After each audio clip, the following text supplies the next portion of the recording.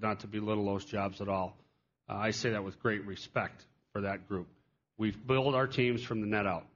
I think you all realize in Anaheim where we committed our cap dollars. And we require as a team proper levels of pugnacity, testosterone, truculence, and belligerence. That's how our teams play. As far as players, I think our players will tell you I'm a players GM. I believe in the players. I think the players in the National Hockey League are not just the best athletes in pro sports, but the best people in pro sports. The way they treat each other, the way they treat the media, the way they treat the fans, we are blessed to have this group. So I'm a players GM. I believe in this group. Typically, when you take over a team, there's some issues. It's not the coach you hired, so that's the first question is. I think you all know with Ron Wilson how far I go back, how much respect I have for him, as well as our personal friendship. I couldn't be happier to take over a team that has Ron and his assistants, by the way, in place. And if I had a chance to hire a coach today, I'd hire Ron Wilson. So that part's a great fit for me. Ron and I share a lot of the same philosophies as far as how the game is played. Unfortunately, we didn't share a lot of the same skill levels when we played together in college. He was a star, and I won the academic award every year. Front office staff, as Richard mentioned, I believe in giving people an opportunity to prove themselves. I believe that with our players. I think organizational fairness requires that. We're going to give the players a chance to show that they want to stay and belong. We're going to give the front office staff the same thing. Cliff has a job here as long as he wants one as far as I'm concerned, and I told him we'd sit down and talk about that on this road trip.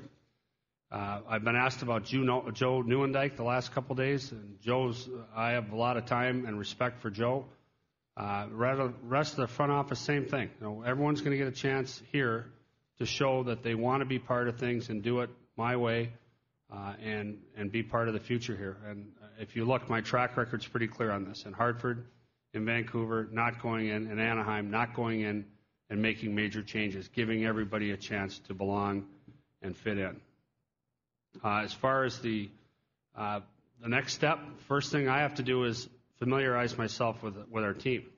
You think you know a team, and I've got all the scouting reports on this team. I've got years' worth of computer reports on the Toronto Maple Leafs, but you don't know your team until you have your team for some period of time, and you get your coach's input on it, and you watch them practice, and you get to interact with the players. So that's the top priority. I'll be on this road trip coming up. And then if people are expecting a lot of rapid change, I do want to raise one anomaly, which is, I think, important. The Christmas trade freeze that goes in, the NHL has a trade freeze that kicks in on December 19th. Nikki played for me. Nikki knows this. My trade freeze goes in 10 days before that. I don't think players should get traded at Christmas time unless they ask to get traded. So our freeze here in Toronto goes in on December 9th. So for me to evaluate this team, make some judgments, and do something before December 9th, probably going to be hard to do. So anyone who's waiting with bated breath for that first deal might wait past that deadline, because I believe players deserve to spend the holidays with their family.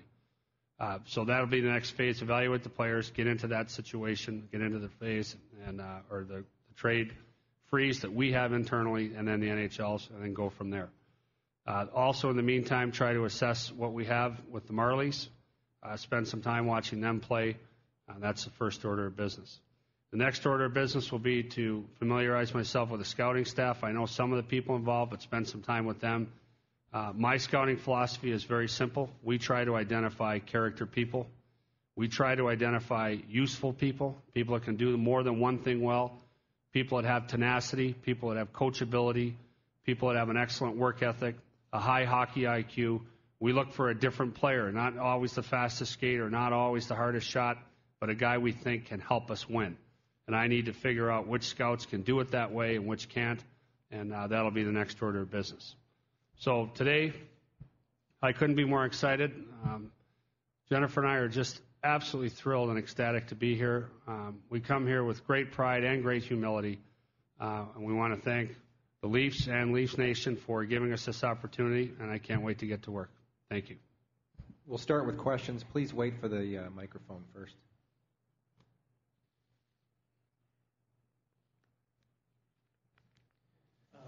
Brian, Steve Cooley to the Score. Realistically, when Cliff came here the first time, June 4th, 91, in 2 years, the Leafs were almost in the Stanley Cup final, but he did it mostly through trades. If you look back at the Red Wings when they got Yzerman, by the time Jimmy Devellano said it'll take 5 years, it actually took like 15. What realistically in a time frame, if it's true about you having a 6-year contract, that you can tell people in Toronto that we will be Stanley Cup competitive by blank? Well, they teach you in law school when you don't know the answer to a question, then you should answer, it depends. It depends. I'd love to give you a hard and fast time frame, but it depends on lots of things. We were fortunate, in Anaheim, we had a forward named Niedermeyer, and his brother was looking for somewhere to play, and we were lucky enough that he wanted to play for us. That was a big step. It wasn't general managerial expertise. It was pure dumb luck. So there are a lot of ways for this to unfold. You got to remember, in this system, when Stevie Yzerman turned pro, that was a different system. Free agency was not as liberal as it is now. So, in my mind, depending on what we're able to do, that time frame could be shorter or longer. So I wish I could give you a better answer. That's a lawyer's answer, but it's one I have to wait and see. Pierre? That was for a different team. What are your thoughts about him now, given his history here? Well, I think there's been a lot of criticism of Matt Sundin for not making up his mind and having very recent experience with players who had a hard time deciding whether they wanted to play or not.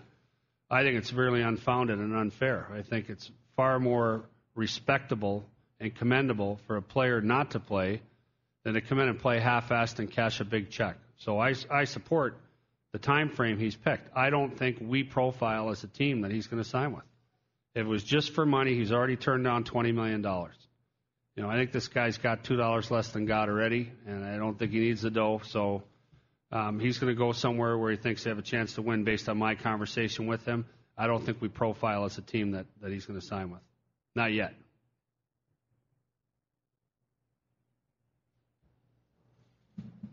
Brian, Kevin McGran with the Toronto Star. I just wonder if you could comment on a couple of the moves Cliff made, basically setting the table for you. Your thoughts on him trading draft picks to move up to get Luke Schenn and trading draft picks to get Mikhail Grabowski. Well, I think anyone who criticized either of those moves would look pretty foolish. Luke Schenn looks like the real deal to me.